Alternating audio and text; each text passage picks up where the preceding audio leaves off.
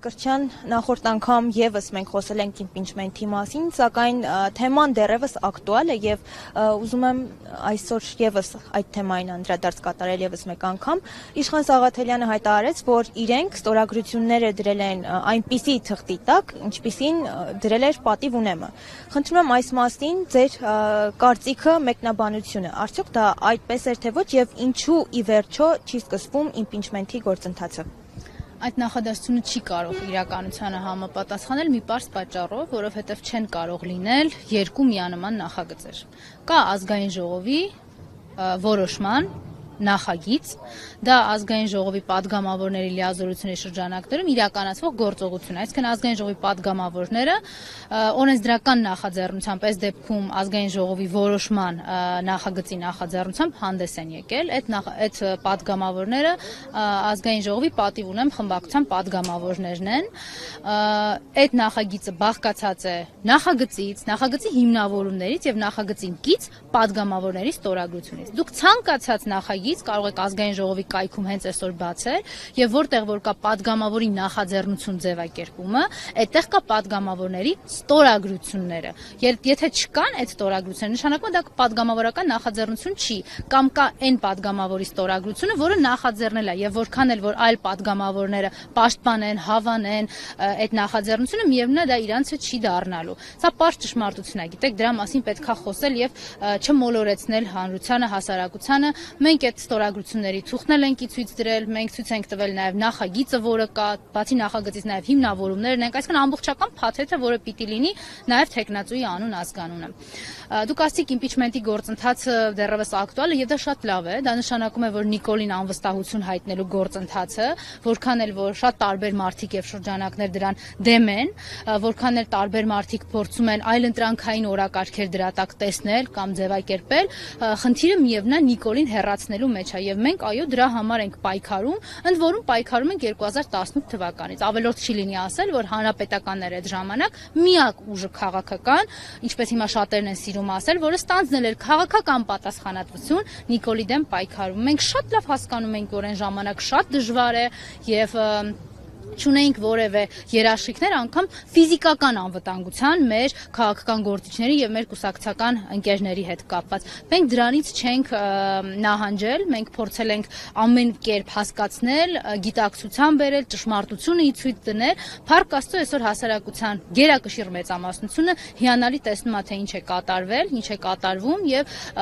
սպասում է ուղղակի քաղաքական դերակատարների կողմից պատշաճ քայլերի, որպեսզի աջակցի Նիկոլին անվստահություն հայտնելու գործընթացին։ Նիկոլ Փաշինյանն իր թիրախում է պահում Հայ Առաքելական Սուրբ Եկեղեցին, այսօր եւս Facebook-յան գրառումով անդրադարձել է իր հայտնի բառապաշարով, գրեհիկ բառապաշար։ Ի վերջո, այս ամենը ինչի համար է արվում եւ ինչքան կշարունակվի։ Արվում է մի բանի համար, որ իրեն հիշեն ոչ թե դավաճան Նիկոլ, որ իրականությունն է, ոչ թե կապիտուլյանտ Նիկոլ, այլ հիշեն, ինչպես դուք շատ ճիշտ ասիք, գրեհիկ բառապաշար ունեցող Նիկոլ։ Ինքը պատրաստ է գիժ Նիկոլ խաղա, գրեհիկ բառապաշար ունեցող Նիկոլ խաղա, միայն թե իրեն դավաճանության եւ Արցախը հանձնողի ծախողի դերում, հիմա արդեն Հայաստանը հանձնողի եւ ծախողի դերում չհիշեն։ Ապարդյուն է իհարկե դա անցնելու, ես ձեզ վստահեցնում եմ։ Բայց մեկ այլ խնդիր կա, մենք հիմա ֆիքսվել ենք այն հարցի վրա, որ Նիկոլ Փաշինյանը թիրախավորում է Հայ Առաքելական եկեղեցուն։ Ես ձեզ վստահեցնում եմ, որ Նիկոլի առաջին իսկ օրվանից ինքը թիրախավորել է Հայ Առաքելական եկեղեցուն։ Այլ բան է, որ մեզ դա ցույց չի դրվել, պիտի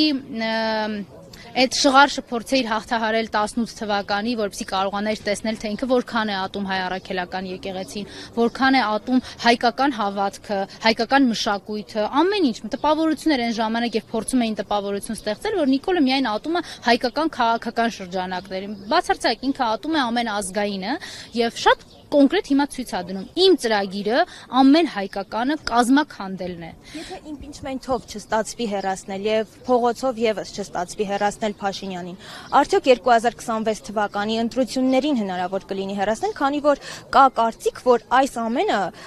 եկեղեցու դեմ արշավը արվում է 2026 թվականի ընտրություններին ընդառաջ, այսպես ասած քարոզարշավ է անում։ Նիկոլի քարոզարշավը մի բանի մասին է ատելության եւ բռնաճնշումների։ Ինքը 26 թվական կլինի, 21 թվական կլինի, կապ չունի, իր ընտրությունների սխեման հետեւյալն է ԱԱԾ հեղինակազրկված, ոստիկանություն իրան ծառայող եւ Նիկոլա Ստրուկ դատախազություն եւ քննչական կոմիտե։ Էսա իր ընտրության մեխանիզմը սա է, սա չի փոխվելու։ Մի մոռացեք, որ 2021 թվականին, երբ որ Հայաստանի քաղաքացիները Նիկոլին տեսնելով այդ քարոզարշավի ընթացքում արտահայտում են իրենց կարծիքը, ասում են դու դավաճան ես, ինքը ասում է քո հետևից գալու են։ Իրա քրե օլիգարխների ախրանիկները ծեծի են ենթարկում այդ մարդկանց։ Չակուչով ու չգիտեմ ինչով էր այդ քարոզարշավը անում ու ինչ բառամթերքով էր քարոզարշավը անում։ Մարդկանց էր կալանավորում, որ այդ քարոզարշավին չկարողանան մասնակցել։ Նույն բանը հիմա ինքն է անելու։ Հետևաբար մտածել, որ իր հետ ինչ-որ պրոցես է հնարավոր կազմակերպել, այնքը գիտեք ինչ, այս անգամ արդար ընտրություն է անելու։ Լուրջ Բայց այդ դեպքում իրենք նույնիսկ իրենց ԿՊ-ի ներսի վարչության ընտրություններում արդարություն չեն կարողանում ապահովել, որովհետև ցուցակա գրել են, SMS-ը ստացել են, անցել են առաջ։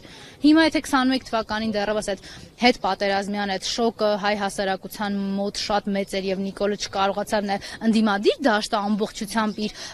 վերահսկողության տակ վերցնել, իսկ որտեղ է երաշխիքները, որ 2026 թվականին ավելին մեր թշնամիներին խոստանալով արդեն Հայաստանի Հանրապետությունից չի ստանալու իր ցանկացած խորհրդարանը իր սատելիտներով։ Մենք չունենք այդ երաշխիքները եւ հետեւաբար երբ որ դուք ասում եք եթե ես չգիտեմ, որտեվ եթե դուք ինձ հարցնեիք մինչև 2020 թվականը, ես կմտածեի, որ քաղաքական բացատրությունների, քաղաքական դեբատների, բանավեճի շրջանակներում, ինչքան էլ որ դա ինձ որպես այն ժամանակվա հանրապետական դժվար կլներ, կմտածեի, որ հնարավոր է ինչ-որ մի բան հաղթահարել։ 20 թվականի պատերազմից հետո ես լրիվ այլ տրամաբանություն եմ դնում այս պայքարի մեջ։ Այստեղ քաղաքական ոչինչ չկա, այստեղ կա ազգային պայքար, պետությունը վերականգնելու շատ մեծ իմ ցանկությամբ։ Փողոցում է դա լինում, ազգային ժողովի դահլիճում է լինում, բռնաճնշումների նայած ինչ մակարդակի եւ ծավալի ինձ համար միևնույն է, ես ինքս ինձ մեջ եւ մեր թիմը Հանրապետական կուսակցությունը 7 տարի վստահաբար գիտի, որ որևէ բանի առաջ Նիկոլը, անհայրենիք Նիկոլը կանգ չի առնելու։ Այս եկեղեցու դեմ արշավներ, մեր վեհափառի դեմ արշավներ հենց դրա վառ ապացույցներից մեկն է։ Մեզ կանգնեցրել է այսքան ժամանակ, կարծում դուք տեսել եք իմ խոսքերը, չի որ ձեզ պիտի դրանում համոզեն, որ չի կանգնեցրել